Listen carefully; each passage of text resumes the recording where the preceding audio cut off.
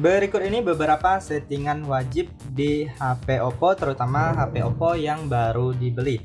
Oke teman-teman, langsung saja kita masuk ke tutorialnya. Pastikan kalian simak video ini hingga selesai. Nah, untuk settingan yang pertama, biasanya saya akan menghapus aplikasi-aplikasi yang tidak dibutuhkan ya. Karena untuk HP baru itu biasanya ada aplikasi-aplikasi yang banyak sekali aplikasi yang tidak kita butuhkan ya. Nah, jadi kalian tinggal klik dan tahan, misalnya di aplikasi ini saya contohkan. Kita klik dan tahan, pilih info aplikasi, lalu pilih uninstall, kemudian kalian klik OK. Nah, kemudian teman-teman tinggal lanjutkan hapus aplikasi-aplikasi berikutnya yang kalian rasa tidak kalian butuhkan. Oke, kita lanjut untuk settingan selanjutnya. Biasanya saya akan mengatur di bagian pusat kontrol ini, saya akan menambahkan atau menyusun menu-menu yang sering digunakan ya. Nah, jadi kita masuk ke pusat kontrol seperti ini, kalian bisa atur menu-menu yang sering kalian gunakan ya. Jadi seperti ini, kalian tinggal klik di bagian titik 3, lalu pilih edit ubin. Kemudian di sini teman-teman bisa menambahkan menu-menu yang ada di bawah ini apabila belum bertambah ke atas. Nah, kalian tinggal klik dan tambah, maka dia akan bertambah ya. Nah, jadi teman-teman bisa urutkan, misalnya ini center sering kalian gunakan, jadi pindahkan ke atas ya. Nah, kemudian apabila teman-teman sering men-scan barcode ataupun lainnya, teman-teman bisa mengaturnya seperti ini ya. Kalian tinggal urut-urutkan aja sesuai dengan yang kalian butuhkan. Nah, seperti itu. Kemudian kita lanjut untuk setting yang selanjutnya. Biasanya saya akan mengatur tata letak layar depan ya teman-teman ya, atau tampilan layar depannya. Nah, jadi seperti ini, apabila di sini belum ada widget jam, jadi kita bisa menambahkan widgetnya ya. Jadi kita tinggal klik dan tahan di bagian layar kosong, ataupun ciutkan dua jari, kemudian pilih widget, lalu kalian cari jam. Nah, kalian cari jam, kemudian kalian tinggal klik dan tahan, lalu geserkan ke atas. Nah, maka jamnya sudah bertambah. Nah, lalu kalian klik selesai. Kemudian selanjutnya teman-teman bisa mengatur di bagian yang ini.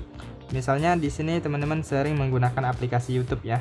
Nah, ini yang internet, kalian tinggal ubah aja ke samping. Nah, seperti ini.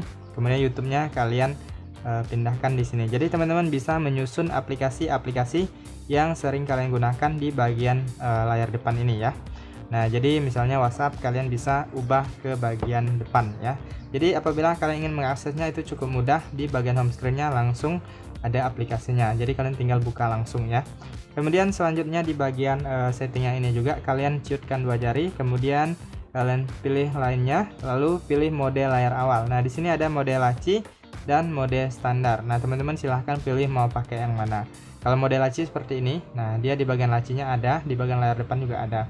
Kalau mode standar hanya di bagian layar depan aja ya. Nah, jadi saya pakai yang ini biasanya. Kemudian tata letak layar awal ini, nah ini ukurannya teman-teman bisa atur ya. Mau berapa? 5x5 bisa, kemudian 5x6 juga bisa, dia semakin mengecil. Kalau 4x5 itu dia lebih agak lebih besar ya.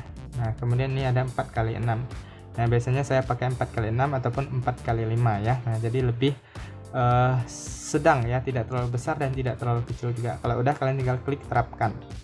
Kemudian di sini apabila teman-teman ingin mengunci tata letak layar awalnya juga bisa, kalian tinggal aktifkan aja di sini. Nah, jadi untuk di bagian layar awal ini dia tidak akan berpindah ya. Misalnya ini kita mau pindahkan, itu tidak bisa karena layarnya dikunci. Oke, kita lanjut untuk setting selanjutnya adalah ketuk dua kali untuk menyalakan layar ataupun mematikan layar ya. Nah, jadi teman-teman tinggal ketuk dua kali untuk menguncinya, ataupun ketuk dua kali untuk membukanya kembali ya. Nah, jadi caranya cukup mudah. Kalian tinggal klik dan tahan di bagian layar kosong, kemudian pilih lainnya. Lalu di sini kalian bisa lihat di sini ada yang namanya ketuk dua kali untuk mengunci, yang ini kalian aktifkan. Kemudian ketuk dua kali untuk membangunkan atau mematikan, nah yang ini kalian aktifkan ya, maka sudah bisa digunakan. Oke, kita lanjut untuk setting selanjutnya adalah setting di bagian keyboard ya teman-teman ya. Nah, langsung saja kita masuk ke pengaturan, lalu kalian gulir ke bawah, kemudian kalian pilih pengaturan tambahan, lalu di sini pilih keyboard dan metode input, lalu pilih kelola papan ketik, lalu masuk ke keyboard. Nah, jadi di sini biasanya saya akan setting di bagian preferensi. Nah, ini untuk baris angka ini akan saya aktifkan. Kemudian yang ini tombol alih emoji juga. Nah, kemudian kita keluar, di sini ada tema, teman-teman bisa pilih. Nah, ada terang, gelap, dan lain-lain ya. Nah, jadi teman-teman silahkan sesuaikan aja mau pakai tema yang mana. Kemudian di bagian koreksi teks biasanya saya akan nonaktifkan ini koreksi teks secara otomatis ini agar tidak mengganggu pada saat kita ingin chat secara singkat. Kemudian kalian juga bisa lihat di bagian papan klip. Nah, di sini kalian bisa aktifkan semua di bagian papan klipnya. Lalu kita bisa keluar, lalu kita coba lihat untuk tampilan dari keyboardnya ya teman-teman ya. Nah, jadi kita cek di bagian keyboard seperti ini, keyboardnya supaya keyboardnya muncul. Nah, di sini teman-teman bisa lihat di bagian ini toolbarnya. Nah, kalian tinggal klik di sini, teman-teman bisa tambahkan menu yang kalian butuhkan atau sering kalian gunakan ya. Ataupun kalian bisa menguranginya jika tidak digunakan.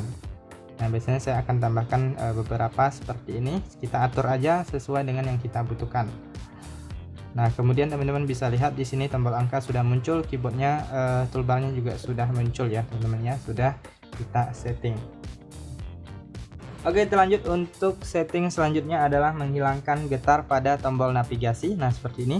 Apabila kita tekan tombol navigasi ini ada getaran ya teman-teman ya. Nah, jadi teman-teman bisa menghilangkannya apabila kalian tidak suka. Nah, caranya cukup mudah. Kalian masuk ke pengaturan, lalu kalian gulir ke bawah. Kalian cari di bagian suara dan getaran. Lalu kalian gulir lagi ke bawah. Di sini kalian pilih haptik. Nah, lalu di sini kalian tinggal nonaktifkan aja. Nah, maka teman-teman silahkan coba. Nah, di sini kita tekan tombol back, tombol home, present up. Nah, tidak ada getarnya ya teman-teman ya, karena sudah dinonaktifkan. Oke, lanjut untuk setting selanjutnya. Biasanya saya akan mengatur waktu layar ya teman-teman ya.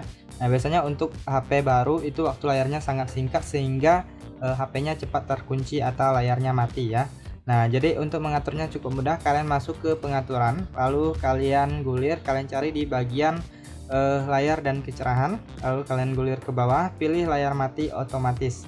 Nah, di sini teman-teman silahkan atur waktu yang kalian inginkan ya.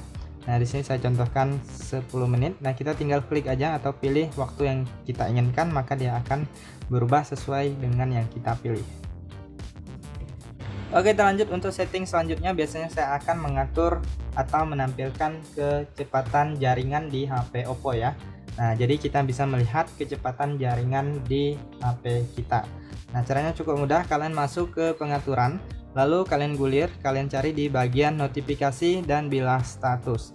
Lalu pilih bilas status, kemudian di sini kecepatan jaringan waktu nyata, kalian tinggal aktifkan aja. Maka kecepatan jaringannya kalau ada koneksi internet biasanya akan muncul di bagian atas layar ya. Kemudian persentase baterainya bisa diaktifkan apabila belum aktif. Kemudian gaya baterai kalian juga bisa pilih ya.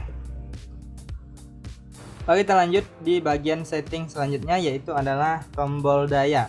Nah, biasanya tombol daya ini kalau kita tekan beberapa detik itu akan memunculkan antara dua. Yang pertama itu untuk mematikan atau merestart, kemudian ada juga muncul Google Assistant ya teman-teman ya. Nah, jadi kalian bisa cek di pengaturan, kemudian di sini kalian gulir ke bawah, klik pengaturan tambahan, lalu di sini kalian pilih tombol daya. Nah, ini tekan dan tahan tombol daya, kalian klik, lalu di sini saya sarankan pilih di bagian tombol menu ya. Nah, jadi nanti akan muncul menu untuk mematikan HP ataupun merestart HP Oppo kalian. Oke, lanjut untuk setting yang terakhir adalah menu aksesibilitas. Nah, jadi menu aksesibilitas ini sangat bermanfaat sekali ya teman-teman ya. Jadi kita nggak perlu menggunakan tombol-tombol yang di samping ini. Misalnya kalau ingin screenshot bisa melalui menu asistennya atau aksesibilitas. Kemudian bisa juga mematikan HP ataupun mengatur volume dan lain-lain. Nah, untuk mengaktifkannya cukup mudah. Kalian masuk ke pengaturan, lalu pilih pengaturan tambahan, lalu pilih aksesibilitas. Kemudian di sini pilih menu aksesibilitas, lalu kalian aktifkan di sini, lalu klik izinkan, kemudian kalian klik OK. Nah, maka menu aksesibilitasnya sudah muncul, sudah bisa teman-teman gunakan ya. Nah, ini misalnya untuk screenshot, kemudian bisa juga teman-teman untuk menaikkan volume ataupun mengecilkan volume. Nah, ini teman-teman bisa lihat persennya bisa naik dan bisa turun ya. Bisa juga mematikan HP dari sini dengan menekan di bagian power. Power ini sama dengan tombol power di sini ya. Nah, itulah untuk beberapa settingan di HP Oppo, semoga bermanfaat.